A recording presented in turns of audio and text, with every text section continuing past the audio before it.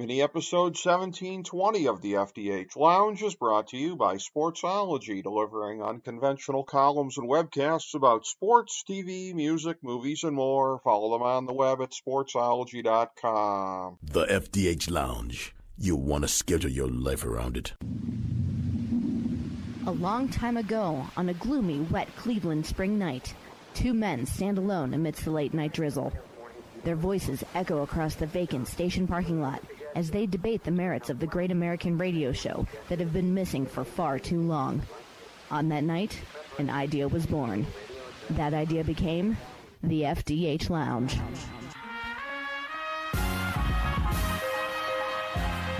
Welcome to the FDH Lounge.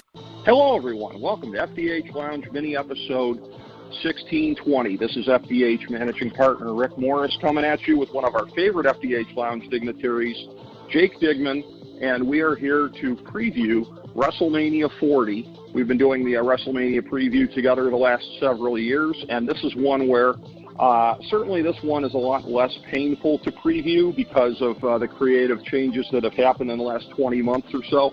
One of us might feel it's a little bit less painful than the other one, but that's the beauty of this thing here is getting the different perspectives involved. So I bring in my great friend, the great FDH Lounge dignitary, Jake Digman. Jake, great to have you on, buddy. This is going to be a very fun discussion. Ricky, my friend, it is always a pleasure for me to be able to hang out in the FDH Lounge with you. Takes me back to the old days of hanging out in a rainy parking lot as I look out my driveway and the rain pours down here on a wonderful Ohio's day. And yes, my oh my, what a difference makes, since the last time we did this, talking about WrestleMania last year to WrestleMania this year. A lot of crazy, hectic, busy week for me this week. Got a show of our own on Saturday, and I'm looking forward to just having a good time and spending some time talking to you about the grapples and talking about the matches tonight. Well, and I tell you what, let's get a chance to while we're at it here, let's get a plug in for said show on Saturday night. Take it away. Cage Thunder Mixed Martial Arts based out of Akron, Ohio. Got a big event that's going to be taking place this Saturday night at Chaparral's in Akron, Ohio. I know the majority of people will probably be hearing this after the fact, but you can always catch up on all of the action from Cage Thunder. I am your master of ceremonies, and you can go to CageThunderMMA.com. That is CageThunderMMA.com. And if you happen to be listening to this Saturday night, you want to check us out on pay-per-view, just go head on over to the link from CageThunderMMA.com to Combat Sports Now's live broadcast. We got everything there for you to check everything out, and that's CageThunderMMA.com. Follow us on Facebook, Cage Thunder, or on Instagram, Cage Thunder MMA. Thanks for the plug. No problem, buddy. And so, again, you'll be catching, I'm sure, what's going on Saturday night on a delayed basis here, as it were. Stay away from those spoilers, yo. But, my phone will be in airplane mode. Yes, that's exactly the way that you want it to be. And we were talking about this off here a little bit here, just big picture kind of setting this up, that I do agree with you, broadly speaking, that, again, from the times that I've checked out what's going on, and I'm staying on top of everything that's going on with WWE, even if I'm not really watching much of the TV. And that as far as telling the stories, making more sense, everything like that, I do agree that is the case. I think you're a little bit more jazzed on the overall direction than I still am. I hate to think that I'm turning into one of these tribalists here, but I keep comparing them to AEW in a way that, to me, is unfavorable to WWE vis-a-vis the totality of the product. And again, and not to sound like comic book guy, but it comes down to, sports entertainment versus pro wrestling. And at the end of the day, I'm a pro wrestling guy. So I get where you're coming from on that. My perspective is a little bit different in terms of I still want to see more. I still want to see them do better. And, maybe they'll win me over if they keep going in this direction subsequently. Wrestling is cyclical, as we talked about on the air, and it's one of those things where it's okay to be a fan of both. Heck, people can be a fan of, when I was a young person, I had a lot more free time on my hands. If there was any kind of wrestling on there, I would have consumed it. Now, unfortunately, no knocking on the other ones. I just don't have time in the day. But, there's just so much content out there. but it's just one of those things. I've never believed in the whole tribalism thing where, I'm on this side and I'm on that side. It's like people like what they like and they don't like what they don't like. I told you all, off there, like there are certain aspects of certain things about, that I skip on AEW that, quite frankly, I skip the same stuff on WWE just because it doesn't interest me. The kind of people who are into that sort of thing, cool. But, that's the beauty of this is that we can have multiple flavors and multiple varieties out there. And I just have to say, as far as, since we are here to talk about WWE, one day you and I should sit down and do a whole AEW show, and from a different perspective of that. We always say that would be a nice, interesting thing to do that one day. But from the WWE perspective of what we're headed into, as you when we first talked off the air, you questioned is this really the biggest WrestleMania of all time? Well, obviously, that's hyperbole, but at the same time, you got to look at it this way. WrestleMania, the first one, was the biggest wrestling extravaganza of all time. WrestleMania 10, the biggest wrestling extravaganza of all time. 20, well, we don't talk about that one. 30, and then 20, I was there. It's where it all begins again. And they always come out guns a-blazing for these decade numbers, and one of the nice things with the new creative that's in control, is at the head of things, and the new people in charge who have absolutely no problem with numbers. We got the access a big thing, to a lot of old school fans. We can actually call it WrestleMania 40. There's no fear of it sounding old. It doesn't sound old. It sounds like it's something that's been around for a long time and it's been established. There's a humongous difference there, and going into this, I'm excited to go down the card with you because if we look at the history as an example of this, the WWF/WWE now, on those big decade anniversaries, they always come out big with something humongous, that's guns a-blazing. And a lot of times, if you look at it over the course of the years, it's a love letter to the smart fan. I don't know if it's intentional, but it's always been that way. You had, one excluded. Okay, we'll take that one out. WrestleMania 10, you had the Brett versus Owen.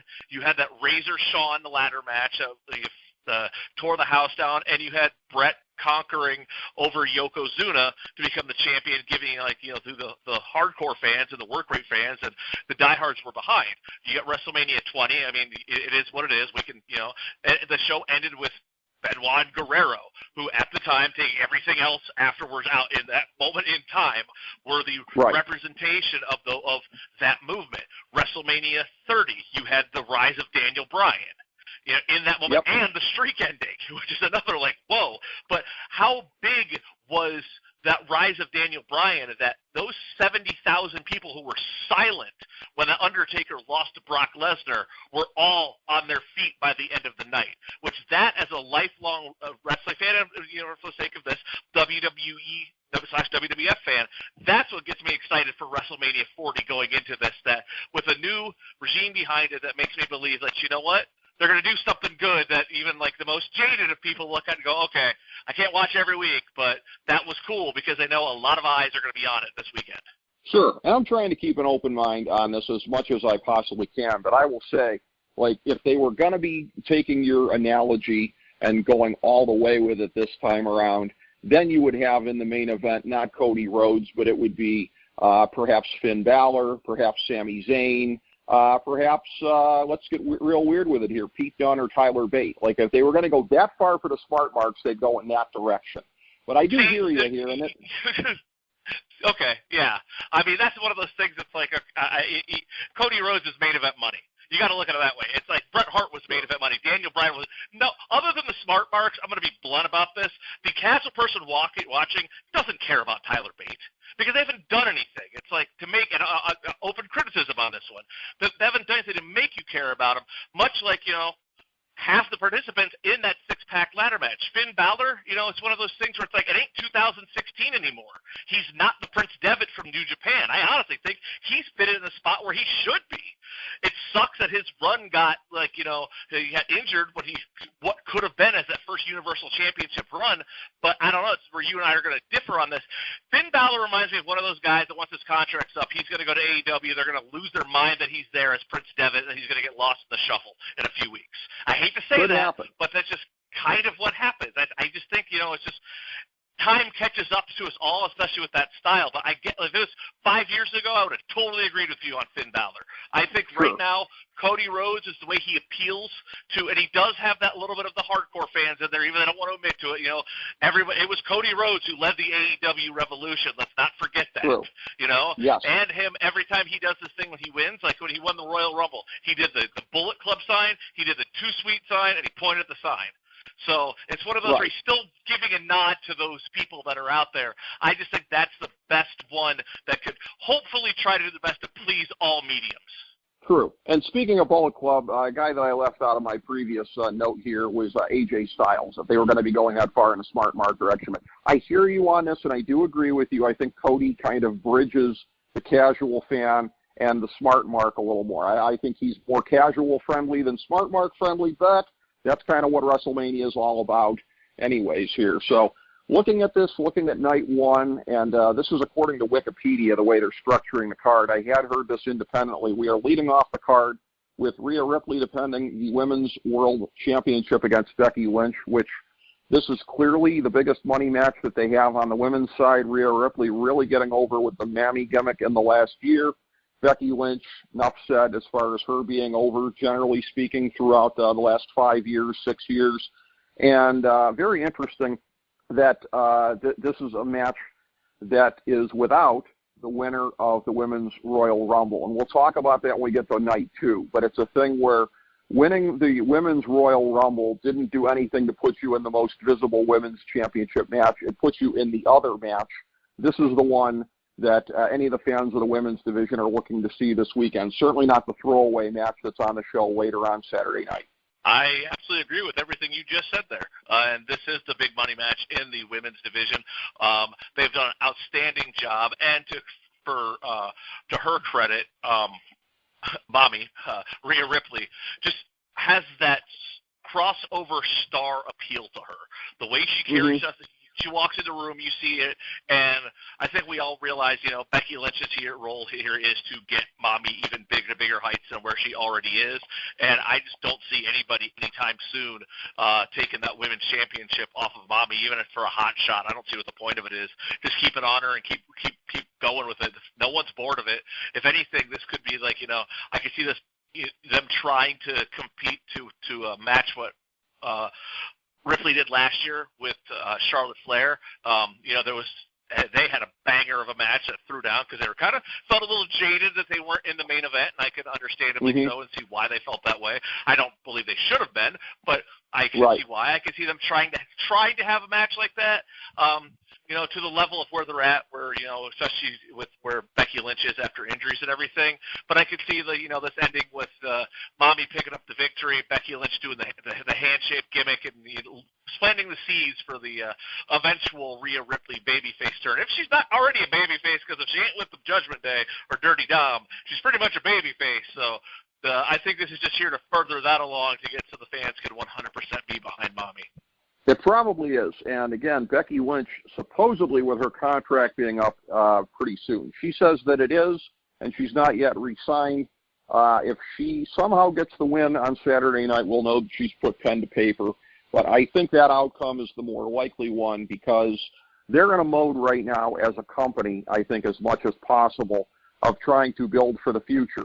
And when you're looking at the amount of city miles that are on Becky Lynch as far as a bump card versus Rhea Ripley, you know, you're definitely at a position where if you're looking to maximize one of these two, I'm not going to say Becky Lynch is necessarily bulletproof at this point, but after that god-awful heel run she had a couple of years ago, the fact that she's over again as a babyface, you know, no, it's not going to, you know, hurt her at all to take the pinfall in this one. She's had worse happen to her in the last couple of years.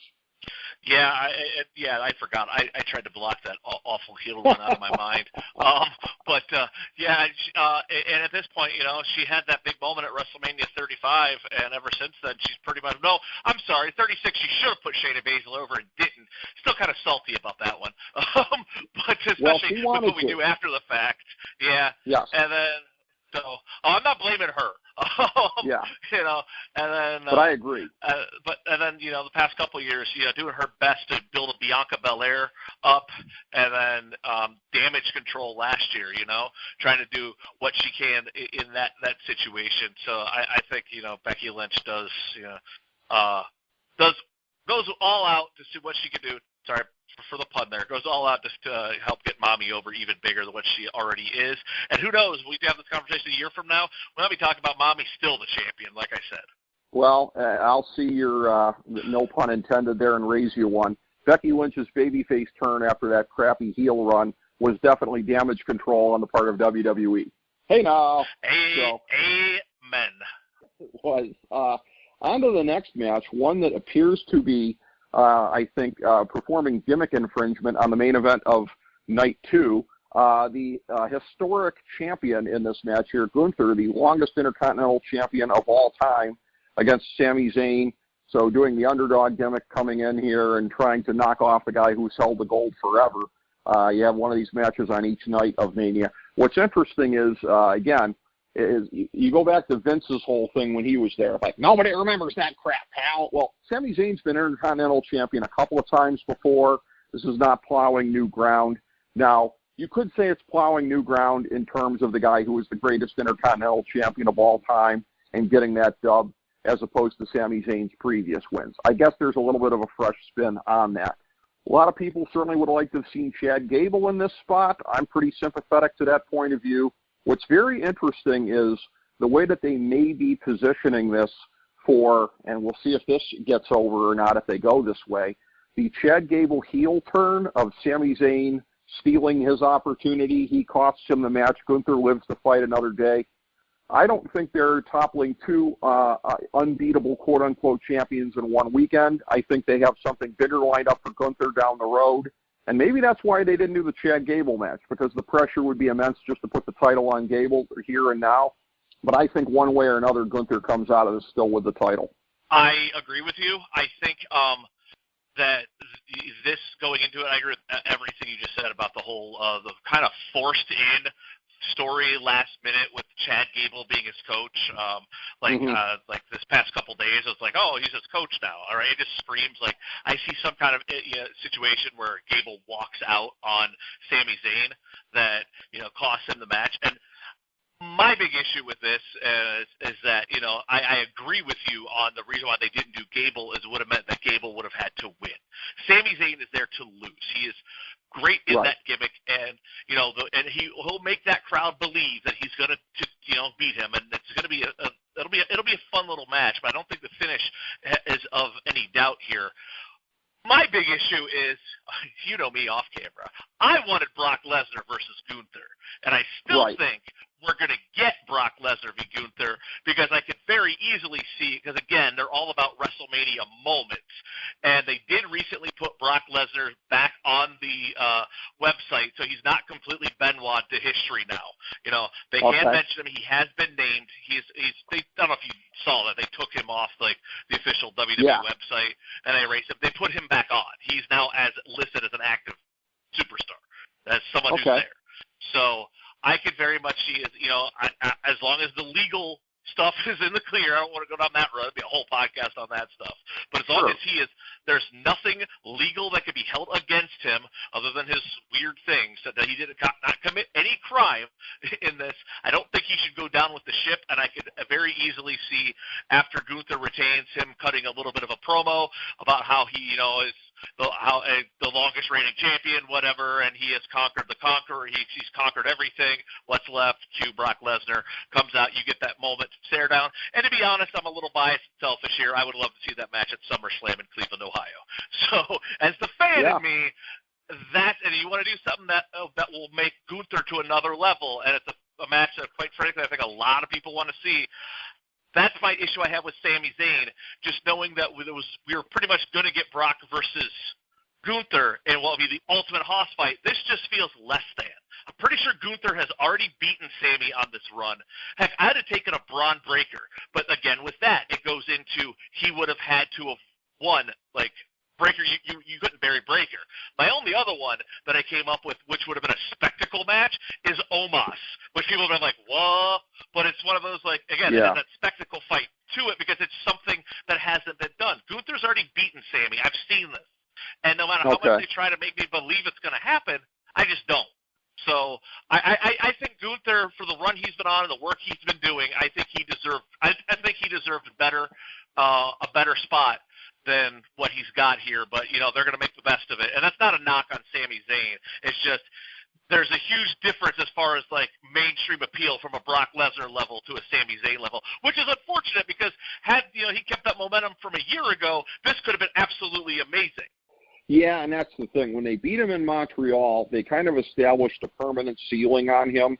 So when I go back to the first match, and I'm talking about Rhea Ripley can get to another level by beating Becky Lynch, and they know that. It's Sami Zayn, rather, Freudian slip. Does he go to another level if he's the one that dethrones Gunther after this? I don't necessarily believe that that's the case, even though this would be a monumental win for anybody at this point. The buzz that I'm seeing online is that maybe they try and go the route of Warrior at SummerSlam 88 or Taz at the Garden, Royal Rumble 2000, debut Ilya Dragunov and beat him. I could see that. Run it back from NXT. So maybe Bash in Berlin. Maybe they go with that match at Bash in Berlin. But you and I both agree. I'm always here for some. Yeah, I'm always here for some more Ilya v. Gunther. Yes. And I'm seeing a little bit of buzz right now that that's what might be coming. Very interesting in the sense of, now then again, the NXT ratings have been a little bit softer recently here. On the one hand, you'd think maybe they want to keep Ilya Dragunov down there until they get launched on CW in the fall. But then again, maybe they're thinking that may or may not matter too much because even though he's been very successful as champion, it's been at a period when the ratings have been going down somewhat. So who knows on that one. But we both seem to agree Gunther's going to win. I'd be surprised if we didn't both agree that we don't really care much about this next match here. The six-pack tag team ladder match for the undisputed WWE Tag Team Championship. Judgment Day champions versus DIY versus The Awesome Truth versus New Day versus A-Town Down Under versus New Catch Republic. And this is a thing where, again, all things being equal, I mean, I got time for a couple of these guys. I got a lot of time for New Catch Republic, although the smart in me wishes that they were still British strong style. But, with them, certainly DIY, Judgment Day to whatever degree. You're polluting the match with the other three guys here. But, again, this is the whole thing of, and I think you pointed this out to me off here, that even during the boom period, like, they would still have these matches at Mania, like, let's just throw a bunch of these guys together. And the idealists like me and you, I think we sit here and go, you could probably find legitimate things to do up and down the card both nights with guys. But they're not even really trying. They're just throwing all these guys in here, and it's going to be what it's going to be. I'm of the belief that this match only exists, one, to get all those guys a payday on the Mania card, and two, to get the belts off of the Judgment Day. More importantly, Damian Priest, without them looking weak. Because ladder matches to me are just like, are the scapegoat. Because the champions don't ever lose. They try to make it like, my God, it's this big thing. You don't actually pin or submit anybody. You just didn't climb fast enough. That's, if anything, that is one of the biggest things to, like, same thing with, like, last man standings, It's one of those things that, like, protect the champion in this. And I think this is, the only reason why this match exists. I heard something that they're going to use it to split up the tag belts again. I heard that, like, yesterday. Like, each show is going to get their own tag team titles again, which, I don't know that they have. I think this match is kind of proof that they don't have enough over teams, that they need two separate tag divisions like that, or two separate tag belts, in my opinion. But if they do split them up, can we get new belts? These things have been hideous. How have they survived? These are, like, worse than the spinner belts. They're just hideously. Are they worse than the tag pennies? They are the tag pennies. They're just like. Are they still? Okay. Yeah, they're still the tag pennies. I didn't realize they went back to the tag pennies. That shows you how much I'm paying attention. Dude, one's blue and one's red, and they carry both of them around, and they have, like, the silver. They're hideous. Okay. They're, like, some of the worst design. It's just, dude, I used to love the tag team titles back in, like, the 80s and 90s. Those are some of my favorite belts of all time. Bring that back. But for the sake of this, if we're going to pick a winner, I don't know. I mean, it doesn't. I think this way. Doesn't really matter to me who wins, which is a sad indictment of the state of the tag team division, considering it was the main event of WrestleMania last year, which was the Tag Team Championship. The only thing I know is if one who's going to lose are the Judgment Day. Yes, that's the only thing I know coming out of this. They're losing the belt, so, I mean, let's go with guys who aren't over whatsoever, but maybe they think this will get them over, and they're hometown boys. Let's go with DIY. Hopefully DIY gets their NXT music back for this. I mean, I don't understand why they changed it. I don't understand. I could see, like, you know, under the previous administration, why they had to, like, you know, tweak them, but, dude, go with what – this is your biggest smart audience. Go with what they know, and, like, don't – the mainstream audience didn't know what DIY was, so have them come out to that. But I mean, it's amazing how little things like that can trigger an audience reaction. But you know, maybe them, maybe I don't remember who else did you say was in it? New Catch Republic. That'd be sweet. Yeah, you know, that'd be some awesome. of those guys they can throw down. I'm okay with that. It'll be interesting to me. It'll be like, you know, that's the problem with ladder matches now. Once we've seen so many of them, there's only so many things they can do.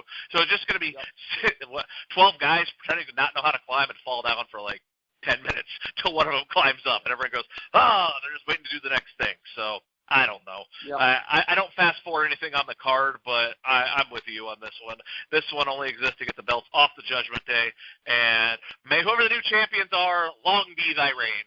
Well, the other thing is, and again, it's such a shame that this has been sort of relegated to the province of the smart marks, because anybody that cares about pro wrestling should care about logic or even sports entertainment, as it were. And the thing is, why do you have one set of tag team champions when you have two men's world champions, two women's world champions? Like, how do you explain that to your audience? I mean, it's the stupidest thing. And one set of world tag team champions for the women, it makes no sense. You know, here, they should be consistent one way or another, and so points for consistency if they split them up, but it'd be even more ludicrous to split up the women's belts, which we'll get to in a moment. I guess if we go with the one who's the most over with the audience, I guess it would have to be R-Truth, man. The whole thing, people, it's the same shtick he's been doing, but people are behind it and people love it. And I mean, he's never had a Mania moment. I know R-Truth represents, I would like to think, everything you hate about pro wrestling. Well, and here's the thing too, and you're going to give me a chance to make a horrible, tasteless pun. We're about to find out how much DNA Vince McMahon still has in this company. We know how much is in the Titan Tower offices, as will come out in the lawsuit. But if The Miz and R-Truth win this match, don't tell me it's not still Vince's company, bro. Don't tell me it's not still his company. I can easily tell you it's not Vince's company. I can easily tell you it's not his company. He's not the only one there behind. Miz is lucky to be there in this one. Just he happened to be his partner years ago. Just based on audience reactions and what people see, you know, like they are the ageless one that is R-Truth. He's never been more over at any other point in his career. And quite frankly, none of those. The audience has flipped over so many more times now that there's just newer people that have come on board. Just like, you know, just. Kids, as you said, you know, catering to kids. Kids see that. So he's funny kind of thing. I'm not saying, you know, as I said, I know it's everything you hate about wrestling, but I wouldn't be surprised if it happened, and I would not for 1 second would it make you think, oh, this is still Vince's company. I don't know. There's nothing about that would, I just don't see it. I just see it listening to, like, you know, it's a different era of that. The fans are different fans, and for what is old is new again, I guess. But, you know, we shall see. In terms of what's old is new again, not exactly for what I'm about to say. For anybody that goes way back with us to the Sports Talk Network days when you and I were the fifth Beatles of the greatest pro wrestling show of all time, Sunday Night Submission, you making me sound like comic book guy when we both would have sounded like comic book guy back in the day. Like, nothing makes me sound more like comic book guy than when I'm talking about R-Truth, and you get into the casuals, and that's where again, I'm trying not to be tribalistic AEW guy, but it's just I'm looking at like these effing casuals. Nothing makes me feel more like that than R-Truth and the Miz. I'm sorry. You know? And you know what? You're allowed to feel that way. That's what makes us fun. Yes, and that's where the fact that we're diverging a little more from where we used to be just adds a little more spice to it. So there is that. Something that would make me sound like comic book guy again is whenever anybody would talk about the Usos as being the greatest tag team of all time. But again, there will be this is the Usos explode, with all apologies to WrestleMania 5. Jey Uso versus Jimmy Uso. And I got to work in my Smarky references where I can, J Diggs. But as far as this one goes here, how WWE of them, here I go again, sounding all snarky, but a feud that began in earnest at SummerSlam, they found a way to drag it out to WrestleMania. Now, they used the brand split for doing that. They did establish Jey Uso on Raw in his own right in that period of time. Jimmy Uso, very odd character development. For people who are talking about what a great masterpiece the entire thing with the Bloodline has been the last couple of years, they've just had him basically do a 180 and go right back to where he was with no explanation for that whatsoever. This is one where I expect it to be Jey Uso that comes out on the winning end because he has more momentum behind him. Jimmy Uso is just back to being a plain and simple stooge, but I could be wrong. First thing, I got to give props to how they've handled Jey Uso as far as character development goes. And even going back into the Bloodline days with him there, he now is no longer just like, one of the Usos. He actually has branched out and got himself over into that upper mid-card level. That being said, I agree with everything your assessment on Jimmy Uso. He's just a guy who's there. He hasn't done anything. Right. He just they did a complete, there was no, I don't want you to do this, okay. And he's just he super kicked Roman in the face, and then he act like none of this ever happened, and went right back to being a lackey. And he's not even he's the second, at this point, he's a lackey to Solo. He's like a lackey of a lackey. Yeah. So the only thing I could possibly, Jimmy needs the win here. How he gets it, I don't know, but especially with what's going to happen later on in the night and on night 2. Jimmy needs the win here, but I just, I don't know. Flip a coin on which way this one could go. I really feel about it. My big question is, though, are we going to see Big Key sitting in the front row watching it, and then when the match is over, he just yells at both of his kids? Because that would just entertain me. Just like, get your act together. Your brothers, get your act together. You get it out of your system, sometimes brothers fight. You get out of your system, good. Now go be family, which could play into events later on in the night. Who knows?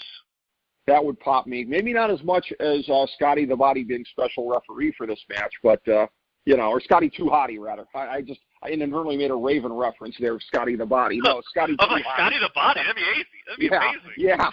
Yeah, that's what happens when I'm tired. I can't start confusing we know it won't be Grandmaster Sexay. Yeah, we know it won't be. Oh, that's right. Yeah, that's true. Yeah, R.I.P. to him. Boy, that just brought this down in a hurry. But, something that's not going to bring this up in a hurry is this next match here, the Jade Cargill debut match, as Bianca Belair, how the mighty have fallen, teams up in this throwaway match with Jade Cargill and Naomi against Damage Control, Dakota Kai, Asuka, and Kairi Sane. Actually, you and I being big marks historically for Asuka, going back to when we saw her in Youngstown a long time ago, there's a couple of ones in this match where you could say how the mighty have fallen. You do have the tag team champions in a non-title 6-woman tag team match, Jade Cargill's debut. I expect it to be with all due apology to the podcast that forever tore apart CM Punk and Colt Cabana, this is going to be the make Jade Cargill look strong match, and now she'll take the pinfall on somebody while using her usual limited moveset. Yeah, I agree with you with that assessment. That Steel's thrown together. It's the second year in a row where they haven't they pigeonholed in the women's tag team championship into a 6-woman tag match as opposed to having the belts be defended at Mania. And last year was even more weird because they had like a women's showcase 4-way and they still didn't put the tag belts in that, which made no sense. I was like, if you're going to do this, you might as well just make it for the belts. But okay, that's here nor there. It's funny, you brought up, elements of Vince McMahon still being around. This is the match to me that screams, some of the Vince stuff that they need to get over. That being a trope of Vince McMahon's booking for years has always been, and unfortunately we're seeing it right here again, is that whenever somebody new debuts and they're all of the same ethnicity, they must team together before they feud with each other. And we get that with this, and also, which we'll talk about later on for night 2, with there's a little bit more of a story there with the Dirty Dom and his deadbeat dad in that match. But it's just one of those things that's continually I hope over time, we can get rid of you're of the same ethnicity or whatever it is, you must be on screen together kind of thing. And that was always a really bad crutch that I felt McMahon used. And I mean, if depends on how well, I would like to think that, especially with the tease they did at the Royal Rumble, that they were probably, looking to do a Jade Cargill v. Bianca Belair singles match, but unfortunately, and you can say with a sentence about, or what she did or did not learn in AEW, they just didn't feel that, her skills are up to the level to be able to do a one-on-one match on that big of a stage. And Triple H himself said, we want to put Jade Cargill in every situation to succeed. And Bianca Belair, having started a mini undefeated streak of her own, I don't see it ending here unless they're feuding them right off the gate and they make a big deal out of, Jade Cargill costing Bianca Belair or her undefeated streak, but she's only like, I think, 4-0 or something like that. I say, I guess. The baby faces win in a fashion, as you said, that's designed to make Jade Cargill look strong, and also Bianca Belair. And on the comment of Asuka, you said how the mighty has fallen. Every time I see her on TV, she comes out and just looks like she's having the time of her life, because I only say this because she's probably getting paid a lot of money to do very, very little. And you know what? Well, again, going back to the we're not young anymore kind of thing, I believe she's not 40. She's right around there. Right around 40. That get the most you can the most money you can while you can. And I just think every time we see her, we'll see her on TV. She just kind of has this she's just having fun kind of thing. I know it's not all about having fun, but that's just the perspective I get on that. She's going to go in there and have, Asuka's had many a Mania. Actually, no, she hasn't. I think about it. Every Mania moment involves her losing pretty much, and the tradition will continue this Saturday. Well, yeah, and that's where, when you were talking about Vince and the ethnicity thing, I almost thought you were going to go to the other side of the equation with Asuka and Kairi Sane, because it's a thing. Oh, that's there too. I mean, well, that's the thing. Like, you look at them and Io Sky, and it's one of these things where they take these Japanese women, and it's, for lack of a better term, they're doing like the Sonny Ono-fication of their Japanese women. Like, even now, even in the supposedly enlightened post-Vince WWE, you're still sort of like, mashing them into the stereotype Japanese, and they're sneaky, and it's like, and that was a thing too. And people used to always debate about whether Vince was, overtly racist and how he put these things together or not. I think it's a thing where, far be it for me to argue against the man being evil after everything that's come out. But I always felt it was more just a simple-minded thing of, like, he can only relate to the lowest common denominator of anything. That's why he had to make Keith Lee the Bearcat, because the whole thing, like, well, what's his gimmick? He's awesome. Like, people love, like, watching his moves. They love singing along with stuff. They love whatever. I don't get it. You got to have something simple people can grab onto. And it's like, and that's what he does. He takes the ethnicities, and it's a thing where, is it stereotypical and in some cases racist what they do? Yes, but it seems to stem from the whole thing of, like, they only think that's what people relate to. They think they know human nature enough to know that you can only get over if you're this simplistic, sort of trope that people can relate to. And when I talk about, and again, as distasteful as the phrase is, Vince's DNA still being in the company, this is one of the areas where I still think that you see it. And I'll really start to believe that they've changed in a significant way when I see them being a little more nuanced in their presentation of some of the competitors, as in, if I may say so, AEW. AEW is very nuanced in what they do with stuff. WWE still not so much, and I think this is an example of that. I agree with you, and I also agree with what you said about AEW, the way they present. And AEW is actually like one of the first promotions of American promotions, that is. This isn't just a Vince thing. This is going back throughout the history of professional wrestling. Yes, this is always true. How people of, especially like Asians of Asian descent, how they've always been, presented, because they don't know any other way. It's just right. One of those things that's like, I think it's stuck around, and it's one of those things that's refreshing to see that one thing AEW could do better is to flesh out more of the character, other than he's a really good wrestler, because they do that a lot with all of like the Japanese guys. Like Takeshita, they've been doing an amazing job with building his character up. We'll go down the road with Okada. I don't know. We'll see how that plays out. But we'll see. Yeah, But I think, that's the only thing to AEW's credit. They don't usually rely on a lot of those tropes, but they also don't go beyond, I still to this day have not been given a reason why I should care about Shibata nor, who's the other one? Minoru Suzuki.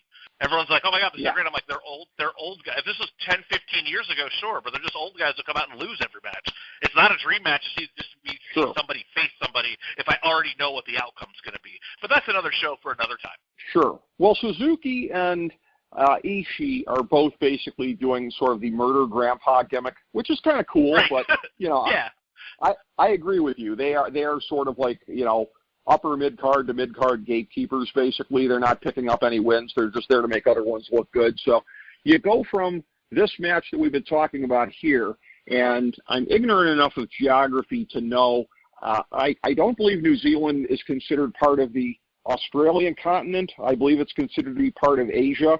So you're going with the gang war of the black girls against the Asians here, Dakota Kai, Asuka, and Kairi Sane, to sort of an internecine sort of race war here among Latins here, the Latino World Order, Rey Mysterio and Dragon Lee versus Santos Escobar and Dirty Dominic Mysterio, which, again, they're just basically microwaving the whole Dirty Dom and Rey thing, which we saw a year ago. What I will say optimistically, what I'm guessing that this match is here for is the funny thing is they've been looking forever for the next Rey as far as it goes with appealing to the Hispanic community. And again, the funny thing is they tried to, they created the great heel that they have in Dirty Dom by trying to force him into that spot where people just were power vomiting every time they saw him on TV. The guy who could be the next Rey in this company is Dragon Lee. He's the most legitimate contender they've had for that spot in a long time. And this goes back, this is maybe a decade and a half on how long they've been trying to do this. Alberto Del Rio at some point, certainly when they turned him face, they were hoping he'd be the next Rey as far as it goes. But I think that this is a whole thing here where this will be part of not exactly the passing of the torch because Rey Mysterio is still going to be around, but that team goes over, Dragon Lee gets the pinfall, and we start to see him positioned as the lead Latino guy going forward. I don't know what you're talking about. They already we don't need the next Rey Mysterio. We have the first Dominic Mysterio, all right? All this talk about trying to get, the next Lucha, this Lucha, that. Dom is money. And if you would have told me 2 years ago, wherever it was, when he was he went from the person I despised the most on the show, because he was just boring and bland, to the person talking about character development, the most one of my favorite people on the show to watch, not going to lie. Just absolutely the way the crowd reacts to him, every single thing that has been the build up to the match last year, and kind of even maintaining a lot of that. I do like coming out of the as we mentioned, long-term storytelling. It's Rey Mysterio's fault that Santos Escobar is teaming with Dominic Mysterio because they both realized just how much of a deadbeat and a bad leader Rey was going into this. It's quite frankly, everyone's always first it was Sin Cara, then it was going to be Del Rio, and they're always worried about the next Rey Mysterio. There is never going to be another next Rey Mysterio, and no one really addresses this, but. Every time they look at it, they go, okay, here's another masked luchador that's going to come in. He's just going to come across as less than, especially if it's someone who's essentially doing the exact same gimmick, small, Mighty Mouse, one of Vince's things, a small Mighty Mouse gimmick of a guy who can get over like that and does lucha moves. He's always going to be compared to Rey Mysterio, which we're going to totally disagree on this one, but I think Dom's the one that's more of the future than Dragon Lee. They've done nothing with Dragon Lee other than the fact that, okay, cool, he can do flippy moves. I've seen him cut a couple promos here and there, but it's I just feel like they're trying so hard, and it's he just comes across as the off-brand version of a younger Rey Mysterio to me. I get what they're trying to do. The whole LWO thing. Everyone's just lumped in a group. All of a sudden, it's just okay. If you're I figure they're lumping them all in a group so we could have got some 8-man lucha tag match, which actually, made sense, to see let's do this. If you're gonna do the flippy stuff, let's at least make the flippy stuff make sense with other than a gymnastic show. I would believe a Dom-led team versus a Rey-led team. They could have pulled off something pretty cool about it, but instead we got what we got. And I say Dom and Santos Escobar go over here. I say they pin Rey and Rey puts his kid over to further that along. I see where you're coming from, but I'm taking the hard other side on this one, based on his crowd reactions and everything else. And the way Dom wrestles, the Lucha WWE style, if that makes sense. I think he's more personality, and I think there's long term more of an upside. I could be proven wrong, and we shall see. Okay. And 3, 2, 1, cue Rick vehemently yelling at me now. Well, no, I just, again, here's what I would look at here.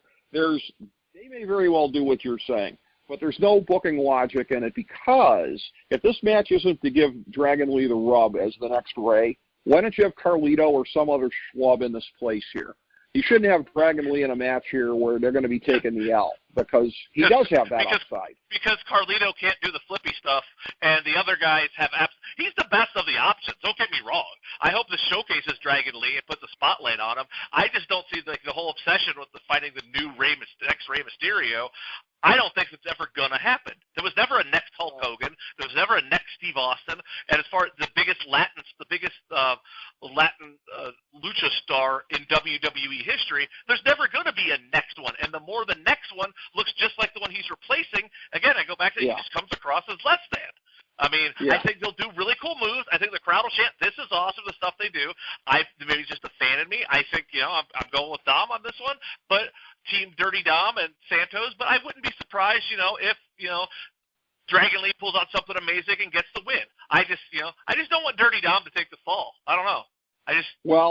And the greatest, the absolute greatest Latin star in WWE history, unfortunately, is no longer with us. I think we all have to take our hats off to the great Razor Ramon, the greatest Latin star in WWE history. Hey-o. But I will say, too, in terms of looking at this match, if we're going to be talking about any parts of these shows, this show mimicking the Attitude Era, this is very reminiscent of Gang Wars '97. We should have Savio Vega as special referee if they're going to go down this path again of Latins versus Latins and that kind of stuff. Maybe have he was just there last year. Don't give him any ideas. Yeah, exactly. So that's always a possibility here. So this match, whichever way it goes, I don't think it's going to be very consequential to the future of the company. The next match, not so much. The Bloodline with The Rock and Roman Reigns against Cody Rhodes and Seth freaking Rollins, the world champion on one side, the Universal Champion on the other side. This entire thing, I will say, now again, in '98, they knew where they were going all along with Mike Tyson, but they played it off in such a chaotic kind of a fashion successfully at that time here to make you think that it was sort of blurring the lines a little bit. This one here, how it came to be this way, I think, again, they were caught unprepared by what the reaction was going to be of this thing. And we have seen a thing, you and I have talked about this over a period of time, that the last real vestiges of The Rock in WWE, and I say vestiges because it wasn't even all the way there, the 2011 to 2013 run with John Cena, you would still see glimpses of The Rock. Ever since then, bro, it's just been Dwayne Johnson doing his Rock impersonation and, Twitter hashtags and everything like that. And he hadn't actually, it took him becoming Hollywood Rock again to actually be The Rock in any kind of a way. And Hollywood Rock is just one manifestation of it, but it's maybe the purest manifestation of it. And the problem, as I've said before with The Rock historically is, and this was a Vince thing, the white meatification of all the baby faces in the company. That's what led to him getting booed in '02 because he was already being kind of watered down as a baby face. And this is what's happened a lot of times previously. Now he's certainly over as a heel under these circumstances here. The way that this match is set up to go, it will either be a one-on-one match on Sunday night with Cody Rhodes and Roman Reigns for the Universal title or Bloodline rules. Here's the thing. I have a hard time seeing either of Rhodes or Rollins take the pin here, but feeling they're going to lose because we're hearing these rumors about there's some mysterious person on the call sheet for Sunday night, whether that be Stone Cold Steve Austin, whether that be John Cena, the whole thing where we're meant to assume Bloodline rules means it's a foregone conclusion, but somebody comes out to save the day for Cody. And that's where Should it just be Cody going over clean without any shenanigans? Probably, but they're looking to set up future deals. They're looking to have a huge surprise. One way or another, I think the Bloodline goes over in this match and paves the way for the big surprise Sunday night in the main event.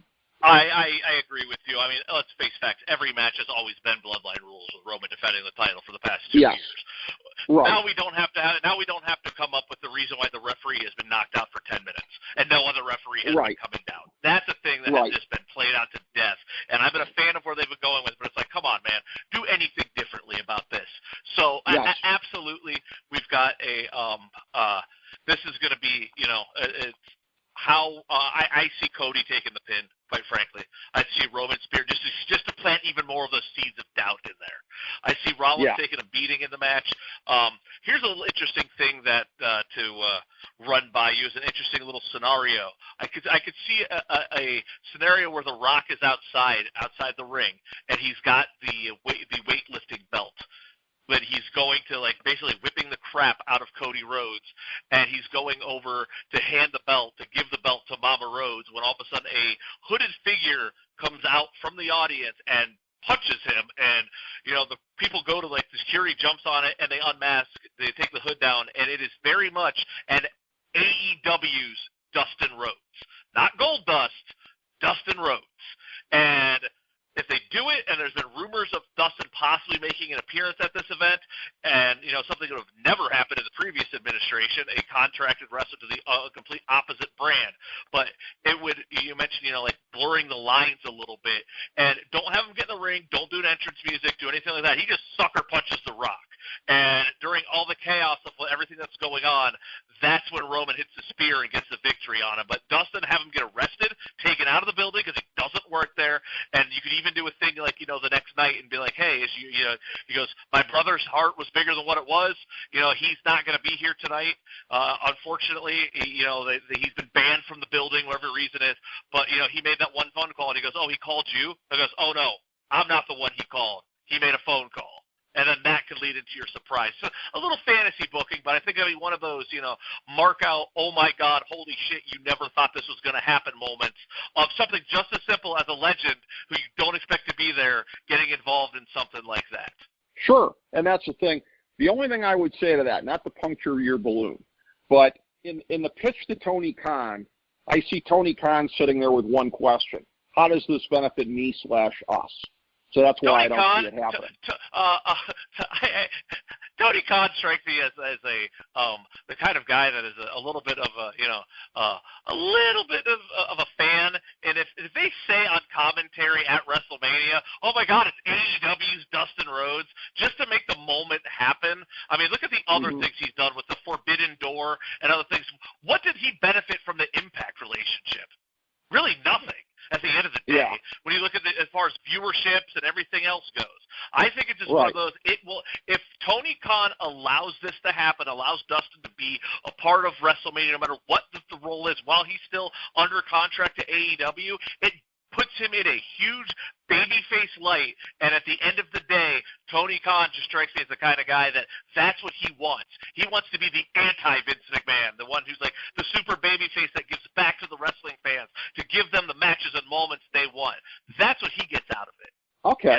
And he's a guy who watched and marked out for many WrestleManias in his own youth, so to be connected to it in some kind of a way. Maybe I just think there's so much bad blood there, and I think remember he let Jericho do the podcast with Austin. There has been some precedents where stuff has happened where they've worked together in the past. Main event. True. True. I'll give again. I'm just we're just spitballing some stuff here, but I think as far as like moments that would be like, oh my God, this is like it's all about WrestleMania moments and everything. Something like that, and the fact that they did reference Sting's retirement and stuff. We shall see. We'll see if that would be cool. If times are truly a changing. Cool, and I think it would be a great way for him to basically. It would be a great message that he could send to all the bad faith trolls out there that are just out to bury AEW at all costs, that they're not getting to him, because they are getting to him, and that's just fueling this ongoing kind of a cycle here. And again. For him to get mentioned in the main event of WrestleMania, not Eric Bischoff, I would think would one-up Eazy-E and his ongoing war with him. So, hey, honestly, if somebody's going to give a winning pitch to Tony Khan, that's how you do it. Is how much will Eric Bischoff, twice fired from there, be seething if you're the one that gets mentioned and he's not, after he's been carrying all this water for them with his war on you? That would be, Jake, that's the way to make it happen, brother. I hope somebody in AEW can get in his ear, because that would be a pretty awesome scenario. And when we're looking at this here, I guess we're talking about back-to-back matches here for Seth freaking Rollins, albeit with maybe, 20 hours or so in between, because night 2, right now they've got this as the leadoff match, him against Drew McIntyre for the World Heavyweight Championship. The wear and tear on Seth Rollins from the night before, from the knee injury that he has, all this is going to be a story here, and this is where I have to believe all the stuff with Drew McIntyre, and again, it would mean working the sheets, and unlike the rest of the idiots and the wrestling community here online, I don't hate Dave Meltzer. I respect him greatly, but it would mean that he and everybody else is being worked about Drew McIntyre's contract if he goes over, because Drew McIntyre's not walking out the champ if he is a lame duck.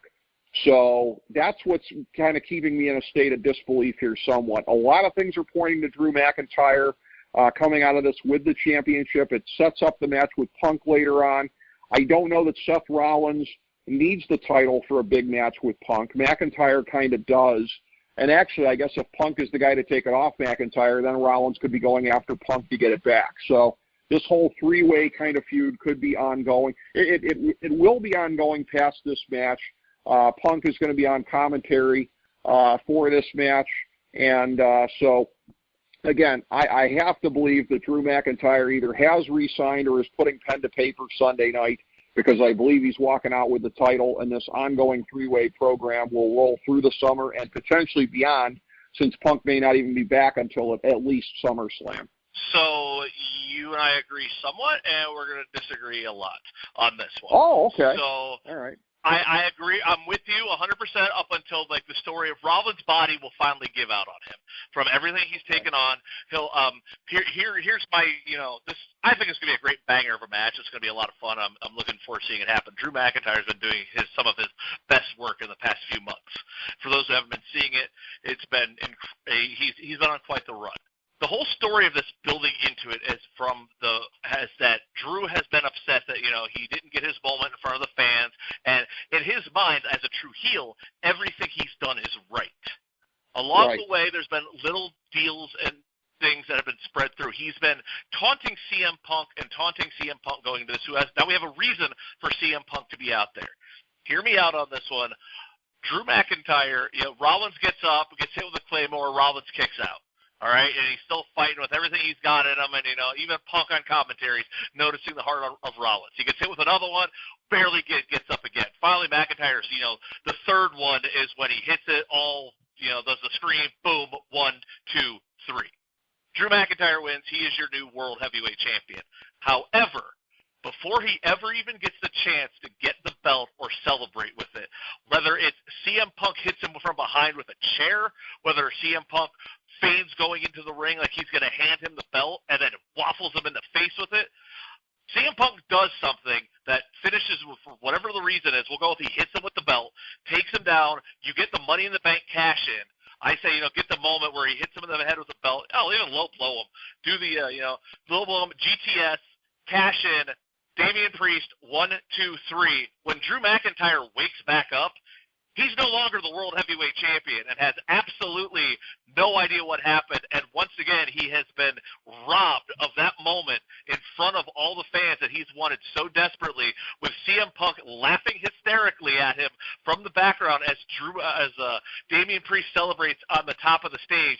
And this is the catalyst for the absolute full-blown Drew McIntyre going over the deep end and going, not that he's already a heel now, but going full heel and turning on his fans, all the fans, and everybody that, quite frankly, he thought he needed that moment in front of them, but they don't deserve that moment from him because they supported all of these jackals who took it away from him. I just think there's so much more in Drew not getting it. And going back to the night before, it gives a reason to free up those tag titles off of Damian Priest, and then coming out at the other off of Judgment Day, and coming out on the other side, you got a couple ready-made feuds ready to go. You got Rollins taking some time off here, and just a different little pitch on it. I see where you're coming from, but I can just the whole magic of the way they to do WrestleMania moments of Drew winning the title in front of fans, but never getting to hold it. I can just see that being something very much that they would do. By the way, I want to, since you mentioned McIntyre not getting his moment in 2020, so the last great wrestling event that there was basically, or one of the last ones before the pandemic, Royal Rumble 2020, watched it over your place. I remember remarking to you that night, what makes McIntyre this franchise babyface that they're building around now? They sort of randomly broke him off of his alliance with Shane O'Mac, and I don't even remember what necessarily precipitated that, but it just seemed very, very weird to me because they hadn't done anything to give him any kind of juice whatsoever at that point in time. So fans or no fans, I'm not sure that it would have. Yeah, they had him come out there with the sword and everything like that, which, again, not to get all Eddie Kingston on you, but don't flash a piece if you're not going to use it, or is that John Moxley? I don't like bringing out swords because you're insulting our intelligence. Why don't you bring out a machine gun while you're at it? I don't like weapons that are not ever going to be used in any kind of a way. That whole run that he had was corny. But this thing now, I see your scenario when I raise you one. SummerSlam 97, because Punk at this point, I would say, hates McIntyre worse than he hates Rollins. Let's say you got a scenario late in the match where Punk goes to try to hit McIntyre with the belt but accidentally hits Rollins and is pissed off, but it gets a count of 3. Sort of like the old Shawn and Brett deal, maybe. I don't know. But I like your scenario, and I could see it playing out that way. I think it's pretty plausible. And you have to find some kind of a way to get the belt on Damian Priest, because as much as they're talking about, well, maybe we won't give it to him, look, you got to give it a try. You got to try and see what you got in this guy. And, again, I think he's got more shine at this point than he had when he went into Judgment Day. And he was a guy that I've always seen as having a lot of similarities to the way that they positioned the aforementioned Razor Ramon in there. That can he be sort of at that level as far as a modern day equivalent of it, of not like a big guy, but a bigger guy who can do cool moves and everything like that, at least a few of them. So I think it's plausible. And by the way, that championship, even though they've kept it on Rollins inexplicably the whole year, I never thought he'd make it the whole year with the belt, but he has. But they, unlike the Universal Championship, that one is not sacrosanct. That one is sort of more at the IC level. So ping-ponging it between a couple of guys and using it to take a chance on Damian Priest is certainly plausible for them, because the other belt, that's going to be the anchor belt probably on Netflix next year. This one's probably getting moved to SmackDown when SmackDown's on the USA Network. So, yeah, you might as well see what you got in Damian Priest under those circumstances. The reason why I came up with this, it was actually the Royal Rumble scenario where it came out that the Braun Breaker spot was given to Brock Lesnar. Brock Lesnar was given to Braun Breaker. Literally, if you look at it, you just replace the role of Braun Breaker, you can see that's very much would be Brock Lesnar. I think that the whole idea of this was for the cash-in was going to be with Punk and Rollins, but that was originally was the plan for the main event, and of that kind of like a takeoff of, since Rollins did the heist of the century, for someone to do it to him as a takeoff of that. And I think what we've gotten instead is actually so much better than what that would have been, just if this plays out the way that, I could very much see it playing out, especially with the work that Drew McIntyre has done lead in the entire build up to this about, him deserving his moment, and then that someone once again just taking it from him through absolutely no fault of his own, being the catalyst for this. So should be fun. Yeah. Or Seth Rollins wins and reigns for another year. Who knows? I don't see that happening with the way that he's banged up, and I think that's part of the whole thing here, too. He's just got to get through Saturday night. He's got to get through Sunday night. Then he can go off and get whatever he needs done. What you're talking about, that's a great scenario because it's the chaos of camouflaging the fact that you are not in all likelihood going to have Seth Rollins in the ring for many months. We know they're not going to have CM Punk in the ring for many months. That kind of chaotic moment that you're talking about, crowning Damian Priest, giving it to McIntyre but snatching it away quickly, that would be perfect, actually. That would be your scenario would be absolutely perfect. Something that has not necessarily been perfect, I would say. I think I made reference to this before, the positioning of the Women's Royal Rumble winner. So you have Bayley in this next match here going for the WWE Women's Championship against Io Sky, and that's a situation where, again, the entire scenario of this match is Bayley getting turfed from Damage Control, the group that she founded, and it's one of these deals where, again, this match isn't nearly as big as the one with Bex and Mammy, but it's for the other quote-unquote women's championship. And, again, essentially it's a cool-down match on the card after the World Championship match at the top of the card. If we were doing a depth chart ranking the matches in terms of importance on this show, both nights, this wouldn't be in the top 6 of the 11 matches that have been set. And as a matter, top 7 of 13. What would it be, 8th, 9th maybe? So it's an unfortunate kind of, yeah, maybe. So, I mean, Bayley's whole kind of like, hey, now she's back as a babyface, which it's going to be completely different, and I haven't seen enough of her in this role.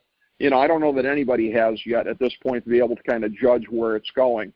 But like Bayley as a mature babyface instead of the, basically the overgrown kid version that she was before, I'm not sure that we're even still going to get a good read on how over she's going to be able to get as a result of this. I always feel like in a lot of instances when somebody does a heel turn or a face turn in reaction to somebody else, you can't really judge them until they get away from them. So my guess is they put the belt on Bayley, but we won't know how effective she is as a babyface until we get to her first post-Damage Control feud and see how her babyface character is fleshed out. Because right now it's just completely in reaction to being betrayed by her old group. And nothing makes for a better babyface than the other mean kids don't want to hang out with you anymore. So now we have to like you. I always this reminds me a lot of the run where they turned Seth Rollins babyface. And to me, when he was feuding with Triple H, to me, I always call that equivalent of like his dad told him he had to get a job now because he wasn't paying for our stuff anymore. It's like why do I care? Like, okay, like. Triple, like, why are all of a sudden you a good guy now because he's not helping you anymore? This makes no sense. Same thing with this feud right here. You know, there was like, I mean, I guess they're making little subtle comments behind her, but all of a sudden it just felt so forced right after the Royal Rumble that like we have to have a reason for these two to have a match, and it's like, okay, great, but you were still being like a terrible person up to like the week of that. And I think, the only thing I could very much see them manufacturing a babyface reaction by bringing the Bayley Buddy thing back and doing like an updated, not her being the hugger, but bringing them in and doing like a combination of the two. Like, she's like a more mature version of that character. But the problem is it's just the way, as much as I give the compliments for how great the storytelling has been, also going to, dish out equally amount of criticism. The storytelling on this has just been terrible. I would have almost like preferred them still be in Damage Control going into WrestleMania and being like, are you going to turn on me? Are you not? Like, what is this? I think it'd be rather than this, which is just like, it's just the same old of like, evil foreign bad guys are now turning on them, and with, I very lackluster build, very poor job going the way we've gotten to where we're at, and very disheartening as far as, when they're trying to get over the prestige of the Women's Royal Rumble. Hey, if you win the Women's Royal Rumble match, congratulations, you can be the cool-down match on night number 2. That should never be the case, Yes, as opposed to the... Not since Alberto Del Rio opened the show in 2012 or whatever it was, has a Royal Rumble winner ever looked any less significant. Well, 2011, remember in 2012, it was Sheamus with the 18-second match against Daniel Bryan. Okay, yes. And yes, okay. He 11 was the with Del Royal Rio. Rumble winner. years in a row as the Royal Rumble winner. I got a couple things in reaction to what you said. First of all, yes, this entire storyline was programmed to appeal to every grandpa in America who could say, see, ever since Pearl Harbor, you can't trust any of them. That's what this storyline is geared towards, okay? And do I have any older relatives like that in my family? I absolutely do. One of my late great uncles, and even though he's passed away, I won't mention him by name. I'll show him that respect. But I remember, like in 2001, when Ichiro came over, and on one of the broadcasts, they were like, "Oh, he could be the Rookie of the Year. He shouldn't be eligible." I go, "What do you mean? You just mean he shouldn't be eligible because he played ball in Japan?" No, he shouldn't be eligible to play in America. I'm like, whoa, okay. I mean, that's so. Old wounds die hard. Yes, old wounds die hard, and this is who this storyline is made for. Is every racist older person in America who just says Pearl Harbor every time a Japanese name comes up. So there's that. The other thing, I mean, hang on. If Corey Graves drops in a Gorilla Monsoon, she really Pearl Harbored her, then I'll say you're correct then. Well, not under this PC ownership that they have right now. But I will say also, too, Bailey, I remember popping you a little over a decade ago when I was talking about that, about when she gets called up to the main roster with Vince needing to kind of lowest common denominator everything, that he was going to want the hugs to be of a more prurient nature. Hugs and chubs, Bailey! Hugs and chubs! Little did I know, right? So maybe you did know the entire time. The things that were once funny are now just downright creepy. Yeah, it's like, exactly. Now you're right. I look back on that and I kind of get the icks on that funny moment. But there is that, and you look at this, and again, this match, again, there's so much about this where it is just basically a throwaway. My guess is they put the belt on Bayley because they're committing to this whole, quote unquote babyface character and whatever it's going to be from here on in, and we'll see where that goes, and then that gives her. At the very least, I mean, those are going to be excellent matches going against any of the members of Damage Control. So, if nothing else, you're going to have that going, and you'll have the story of it going as well. So, you're set up for them to basically be the this would be the homeless person's version of them being the Heenan family to her Hulk Hogan, I guess. But you take what you can get with these angles. Or the dollar store version of that, whichever you prefer. But the next match here, an aforementioned absolute friggin' legend, one of the great legends of the 21st century in pro wrestling, AJ Styles, in all likelihood being used to put over LA Knight, which, again, LA Knight is somebody that they see something in the future, however belatedly, because he's a guy who they let fumble around in the system for a period of time and let be on the indies for a long period of time without going, hey, this guy has charisma, which, I mean, Helen Keller could have told him that. But, again, I look at this and it's like, and not to be that nerd on Twitter that says, I'm sure AJ Styles is looking at Bryan Danielson wrestling all these guys here, and all he's being used for now is like, hey, can we get a Grayson Waller match out of this guy? Or, hey, can he put over LA Knight at WrestleMania? So it is kind of a compare and contrast kind of a deal.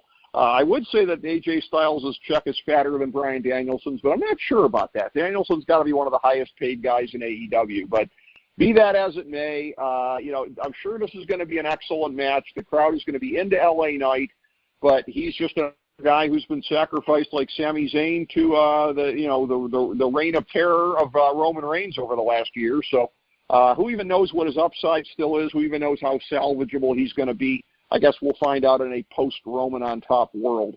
I can't add any more to that. I agree with everything you just said.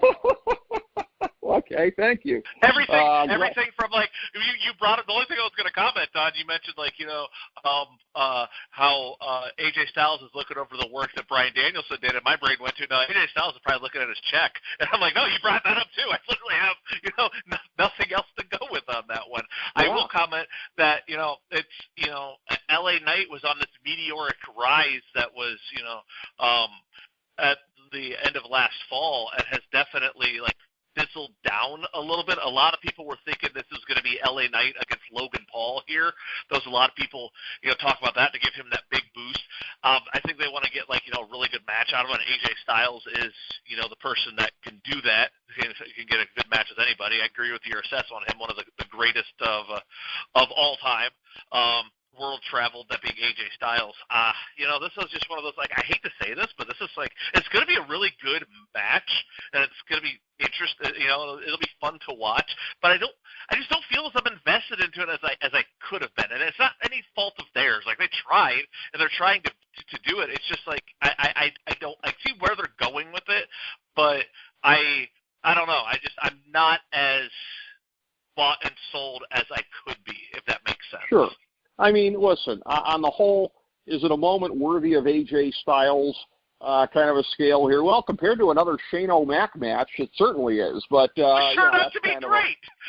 Yeah, exactly. Yeah. If anything is a testament to the greatness of AJ Styles, I will put that match up. Sure, it's easy to have a great match with Samoa Joe or Christopher Daniels or Kurt Angle. He had a great match with Shane McMahon. Yeah. What? Like, good for him. And it wasn't from Shane's part. Let me say that much.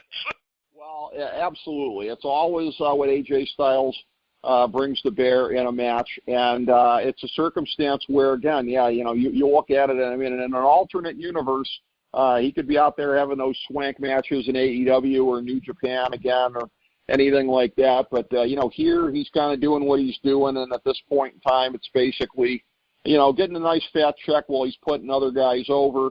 He is going to help make LA Knight bigger. But as far as LA Knight not seeming on the same level, let me amplify a point that was made by the aforementioned great Dave Meltzer, that in a post-diarrhea Dwayne world, as far as him being back, LA Knight, does he stand out as much? And if Ricky Starks is thinking about coming over, how's he going to stand out as much? You know what I mean? You got The Rock there. So it becomes a little harder to stand out. It goes back to my thing as before about Rey Mysterio. It comes across as less than. Yeah. It comes across as cosplay. As a guy who wants to see Ricky Starks stay in AEW, for me, this is the best thing that could have happened, because he's got to be looking at The Rock being over there and be like, yeah, maybe the grass isn't greener. So, I know The Rock is not going to be there on a regular basis, but look, he's on the board of directors. He's going to be there enough to where it's going to matter, him being around, as far as how these other guys end up working out here. I mentioned earlier, as far as R-Truth bringing out the comic book guy in me and my disdain towards casuals, I spoke too soon, because nobody does that with me like Logan Paul, the epitome to me of what used to be called X-Pac heat, unfairly, because Sean Waltman could work, and Sean Waltman, again, I think he just worked me into thinking he was as hateable a guy as he was. But Logan Paul just coming out there and being the prick that he is, and yes, I will admit that he has worked hard at his craft. He gets Randy Orton and Kevin Owens in a match here, and it's one of these things where, okay, we're going to put him in there with two of the biggest names in the company, and that makes it basically something of a spectacle. I always like to look at these shows and see how many of the matches are plausible semi-main event matches. In WrestleMania in the modern era, you've generally got at least 4 to 6 of them. This is clearly one of the semi-main event matches, the way it's being positioned, but you got a part-timer as the United States champion on the same show, where you have not even a part-timer as your Universal champion. You talked about that before with Roman, the repetitiveness of every match is a Bloodline Rules match. I think that's the main reason they've only had him do maybe 3 matches in the last year, so as not to expose it worse. Although the way that the Jimmy Uso match at SummerSlam flopped like a wet fart shows you that Roman still, if anybody could get overexposed working 3 matches a year, it would be Roman Reigns at this point. But back to Logan Paul, who's at least going to have his working boots on, unlike Roman Reigns on a lot of occasions here. This is one where my guess is that he keeps the belt, because neither one of these guys necessarily needs it. Maybe they figure Kevin Owens, because he's a guy where, again, he got the match with Stone Cold a couple of years back. He's been in some big spots. He got to do the headbutt spot on Vince McMahon a couple of years ago. They look at him as one of the most reliable guys in the company. A lot less city miles on him than Randy Orton. My guess is Logan Paul goes over, but if he doesn't, I think it's going to be Kevin Owens, because I think they see him as having more mileage ahead of him at this point than Randy Orton. So I had really no, opinion of Logan Paul before he got involved into wrestling, only because I didn't follow all his YouTube stuff, and I know a lot of people he did. I heard about it after the fact, and the stuff that he had done that really bothered a lot of people and everything. And I gotta say, if it's anybody who was born to be a pro wrestling heel, it's Logan Paul, because that guy gets it, and like he gets how to rile people up at like an emotional level where they just don't like him. Like, and I think it's fantastic. I think he's done a tremendous job of all the, quote unquote part-timers, or the guys that came in, the celebrity wrestlers. He's easily the best of the bunch that's made that crossover that's come through. And he's done the way he carries himself is just, as a star. He has that aura about him. It depends on where they're going for, if they want to get the United States title off of him, and this could be one of those situations where I agree with you, your statement. If out of the two, Kevin Owens would be the one to win it, as that would, I guess, benefit more from it. From winning the championship off of Logan Paul, especially if he could eat an RKO and a stunner or whatever the reason, however they get there, that someone protects him. I'm just intrigued to see, where, and the reason I bring it up is where they're going for SummerSlam, because I could very much see, and I guess I'm going to spoil my prediction for the main event, but I could very much see a scenario where they do Cody Rhodes v. Logan Paul in Cleveland. I'm not saying I want it. But I could see that being a scenario where they go down that road, which very much I could also see them doing, a Logan Paul and an LA Knight, for the U.S. title. It all depends, really. But gun to my head, I'm going to say Logan Paul retains the championship. Okay, let me follow up on what you just said there. Would your prediction be, if it was that, and again, don't tell me this isn't still Vince's company if Logan Paul's in the SummerSlam main event, but are you predicting champion versus champion if they go that way? No, I would predict a reason to get the champion. I would predict it would be just for the WWE Championship. Now, at some point, Logan would lose the U.S. title before he got there. Because still, at the end of the day, he is still always going to be a part-timer.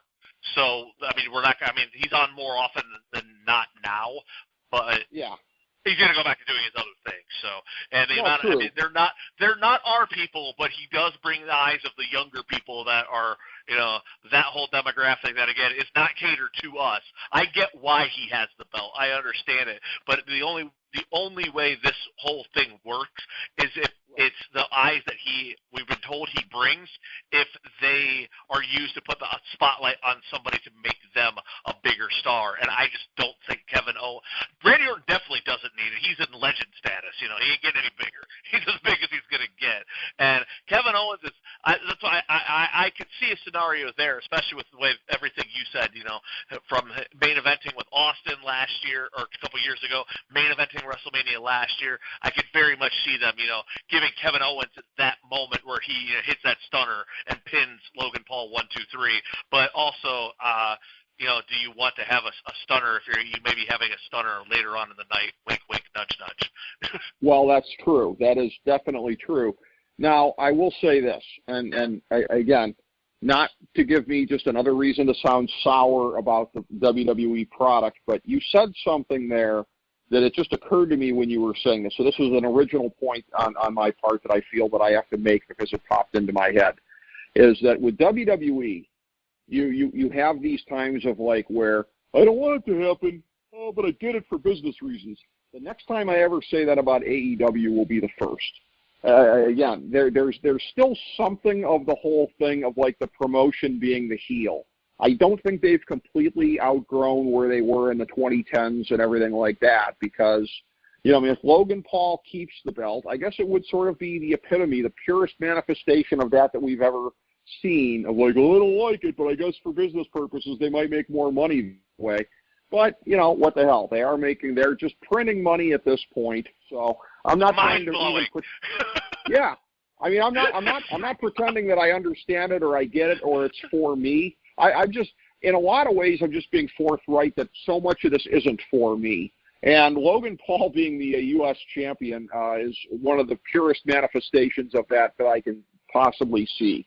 Is that there will always be a ceiling on how much this company can be for me. basically, as a fan. And I think he just sort of underlines it right there. And so you get to the next match here, and we talked about before that Drew McIntyre having his whole time as champion being tainted by the pandemic. It was also tainted by that horrible match that he had with the inexplicable finish with Bobby Lashley in 2001 at Mania. The whole thing of like, but MVP distracted him at the end by calling out to him or whatever it was. So Drew has bounced back from that. I'm not sure that Bobby Lashley has bounced back from having a kind of, mid-time on top at best. He's now in this storyline here, the Pride. So he's there with Angelo Dawkins and Montez Ford. Spoiler alert, I'm going to guess that they're going to win the titles during Pride Month. You heard it here first. So they're out there with B-Fab. You like what I did there? They're going up against the final. I pick up what you're putting down. The Final Testament, Karrion Kross, Akam, and Rezar with Scarlett and Paul Ellering. Now, I have said a lot of phrases that seem random in the history of pro wrestling. I don't know that I've ever said a phrase that sounded more random than with Scarlett and Paul Ellering. Listen, I'm glad, okay? The kid in me is marking out for Paul Ellering being there in any capacity. But it's one of these things where, not have gotten us to believe. We're going to have to do another show on this. You talked about doing one on AEW, and we should probably do it maybe in advance of All In London this year. But there's another one out there about how pro wrestling was in a coma from 2001 to 2019. And we've seen so many things in the 2020s that even a couple of years ago we wouldn't have expected. That for Sting to be in one of the biggest matches of the decade, and some of these other guys that have come, that Randy Orton would still be not just having a pulse, but be in some big matches here. Paul Ellering being on TV in the year of the Lord 2024, in a cool down match at WrestleMania, whatever. But Paul Ellering in a WrestleMania match, that puts a smile on my face, even though it's a relatively meaningless match. My guess is this is where the Pride gets its heat back, but who knows? So I was going to say this on this. I was going to do my assessment of this match was just 3 words: end this feud. Just end it. I think this is going to be their come-down match. I think this is going to be a quote-unquote homage to ECW because it's a Philly street fight, whatever that is. Sure. Just end this. It's like I don't want to. Hell, Bobby Lashley versus Gunther would have been better. Would have been great, but at least it would have been something. Yeah. I just he ain't no spring chicken. There could have been a better spot for him and everybody else. What is the Final Testament? Isn't that just the Judgment Day? It's not the same thing. Don't they mean the same thing? Well, it's the dollar store Judgment Day. Right, yeah, the dollar store, the coming across as less than. You can't do the whole less than gimmick when the better version is already there. It's like, no, this is stupid. Just end it. I don't care. Everyone said, Karrion Kross was supposed to be something special in his NXT run, and then they're like, oh, they screwed him when he got to the main roster, man. All right, and he was, I worked the show with a very nice guy. I just don't see it. I don't see anything in it. It's just like, okay, I don't know. He reminds me of one of the guys that I don't think this is. You take it however you want to. He reminds me of the guy who comes across bigger in a smaller place. But once he gets to a bigger place, I could see him being lost to AEW Rampage or something like that. I just don't see anything in him. What are you? What is your? Here's the thing, though. In fairness, the presentation that he had in TNA and NXT, he's never had it on the main roster. And, again, I think letting his hair grow out is doing him no favors because I think it detracts from his aura. And I think trying to look like what he looked like at that point in time would probably be beneficial to him. But this is one of these things where, it's what you're talking about with the Final Testament. My pitch, would be is to have Stephanie McMahon come back as general manager of SmackDown, and then she can have one of their kids debut on screen. And, when the Final Testament is out there, have one of the kids start whining, Mom, I want the Judgment Day, just so Stephanie in her mom mode can say, we have the Judgment Day at home. You put a lot of thought into that one. I'm swing and a miss, buddy, but what the hell? I put a lot of thought into it. Much like with Johnny Carson. We've spent way too much time on this match. Yeah. Well, much like with Johnny Carson, sometimes the finest moments come off of a real bomb that's there. So we got to laugh out of what a bomb that was. They can't all be winners. They can't all be winners. They can't.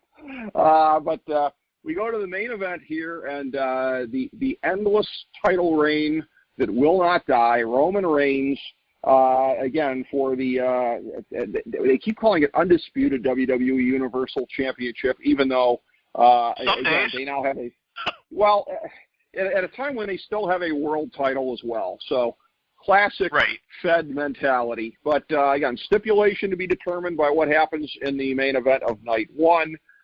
So again, you and I are on record as saying that this is probably going to be a thing where, because again, here's the deal, and this is where I'm now more convinced that it's going to be the whole bloodline rules kind of a deal, because there's no reason whatsoever to have The Rock out there in this match.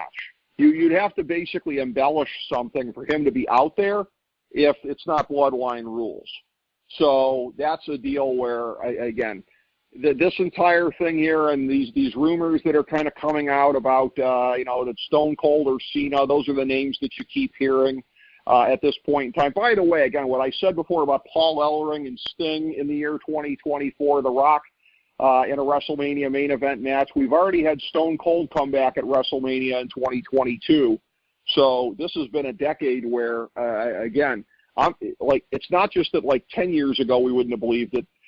15, 20 years ago, we wouldn't have believed that some of these names being as relevant as they are.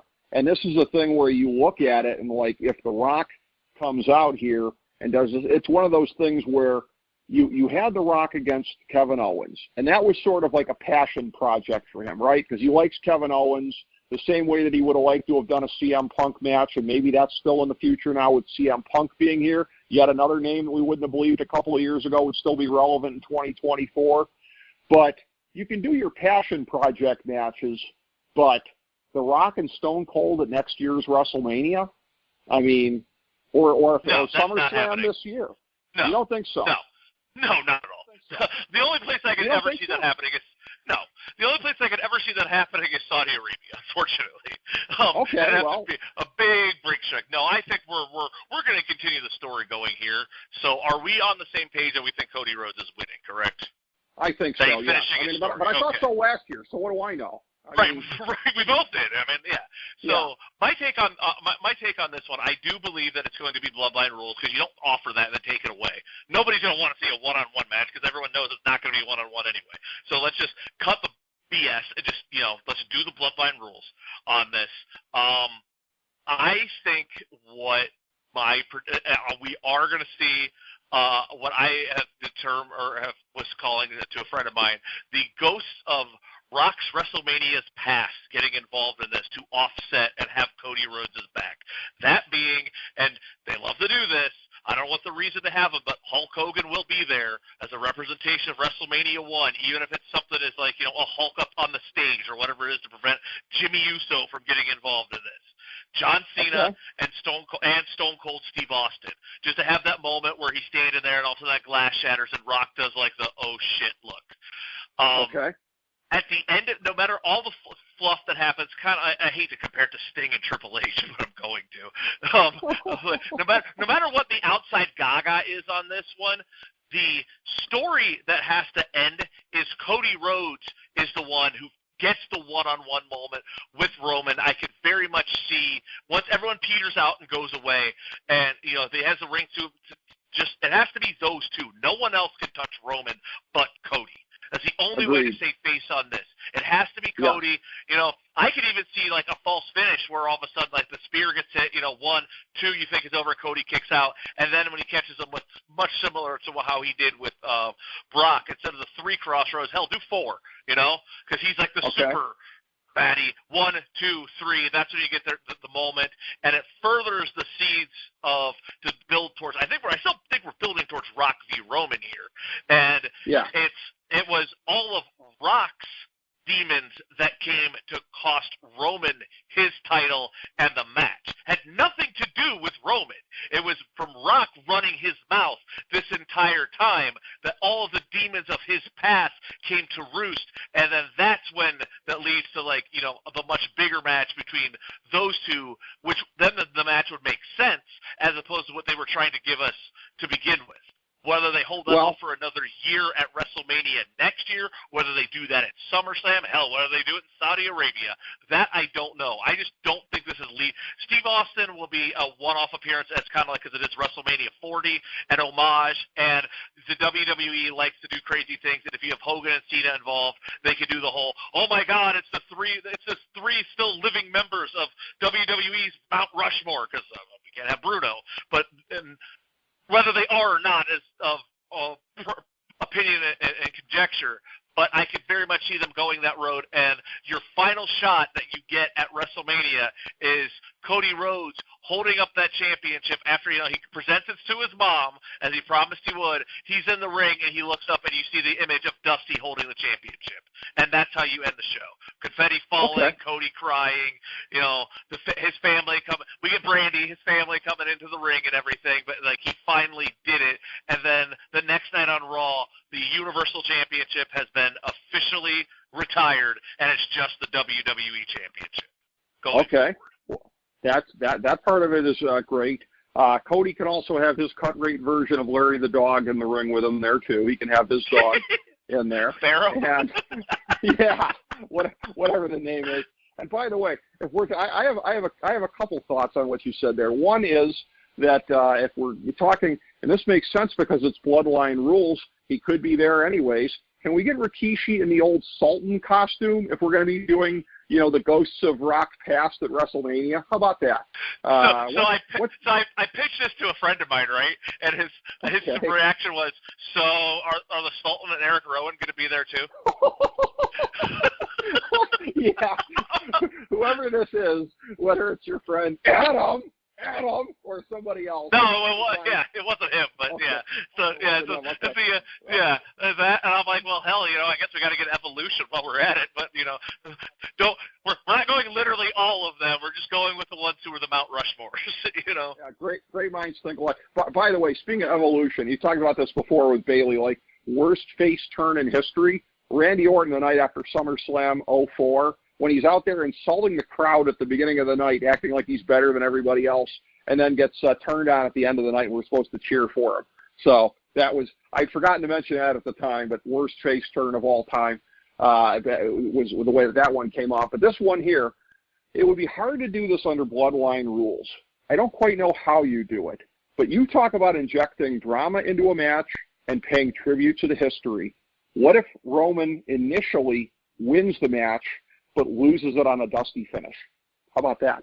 That would be fun, but I don't know any way to get to how you do it. But I see what you're doing there. That would be fun. Yeah. Yeah. Thank you. The problem is I don't think anybody would vote. Unfortunately, I think it would go over like the ending of Miz v. Cena when there was a double count out. Not one person in that building believed that was the actual finish. Yeah, that's true. That's true. And this is a thing where, again, it's a chance to really solidly build Cody as this huge hero that they're hoping that he can be. And so, yeah, it's a thing where, and I really felt like it was suicidal what they did a year ago, not putting the title on him. If they pull the trigger Sunday, and what they did a year ago makes us still say if, but again, that would put us in a situation here where, you know, we are set up to go forward potentially very, very strongly with him as a full-time champion. And again, probably you're looking at, I think, him and Roman getting moved to Raw in advance of the show going to Netflix next year. Now, where the show's going to be at the end of the year for the last month to 6 weeks of the year, or however long it's going to be, who even knows. But as far as that goes, let's just get one thought from you here, bringing it all the way around. I've seen some conjecture here that Hollywood Rock has been so effective that when you do the Rock-Roman feud, it's actually with Roman as the face. What say you? I could see that happening. I think it's going to be one of those. I think it depends on where they go with this. If they double down on the narcissistic Roman part of his character. But yeah, I could very much see it being, Final Boss Rock is my favorite version of him ever. Maybe it's just recency bias, but it's been amazing. Like, he's dropping F-bombs. It's been great. It's like, okay. Yeah. It's like, I feel like, he's not just catering to, we always complain about always catering to children. He hasn't been catering to children, and like the little things, like when he sings the Moana song in a promo, that's money. Absolutely love it. But yeah, I could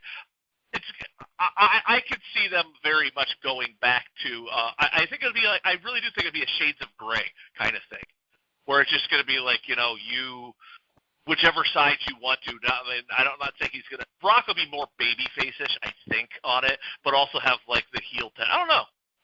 Well, Heyman's going to be with somebody though. It's not going to be. It can't be Shades of Grey because Heyman's going to be with one of them.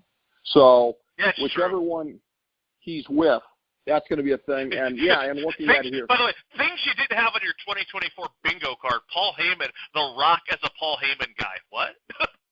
Well, yeah, and then you look at it as well with these guys here, and it is one of these deals where, the one thing with The Rock, this has been, again, he's been channeling Hollywood Rock of 03, and it's been going very, very well in that regard.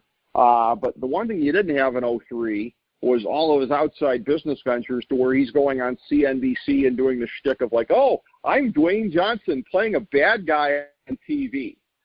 So that's like, again, breaking the fourth wall in that way that he still has to do to maintain his babyface status to the public and keep himself viable as a future presidential candidate.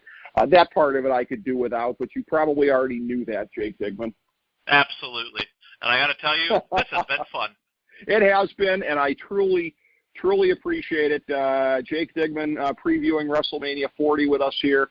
And please mention it one more time. This Saturday night here, whilst you've got night one of WrestleMania going on, if you're in Northeast Ohio, you have a chance to see a quote-unquote real combat spectacle. It's real. I just say that in a way where I'm not looking to demean pro wrestling the way that pro wrestling haters are. But talk about that one more time, Jake Digman, the show that you will be up there, and you'll have the monkey suit on for and emceeing.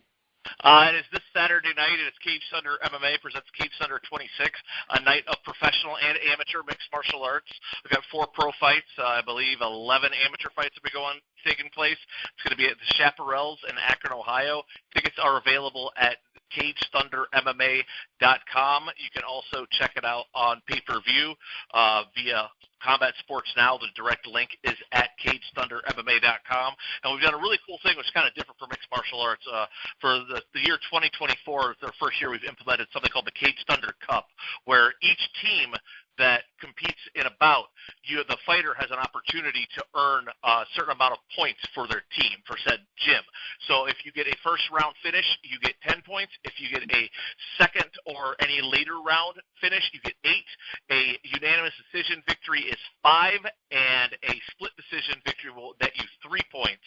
And we're keeping a tally of all the points throughout the entire year, going from until our December event in Canton, Ohio, and the team with the most points at the end of the year will be crowned the 2024 Cage Thunder Cup champion, and also will be taking home the Cage Thunder Cup that's being commissioned, as well as a prize to that gym as well. So this Saturday night in Akron, Ohio, is going to be stage 2 of the 2024 Cage Thunder Cup. We're pretty excited with the fan response to this, and kind of getting behind their teams and whatnot, adding a little more, another layer to the sport of mixed martial arts, other than, anybody who follows MMA, it's 2 guys that are in there that are competing against one another, but it is very much teams that get those guys ready to prepare, and this is kind of our way to acknowledge those teams that are what make the sport what it is.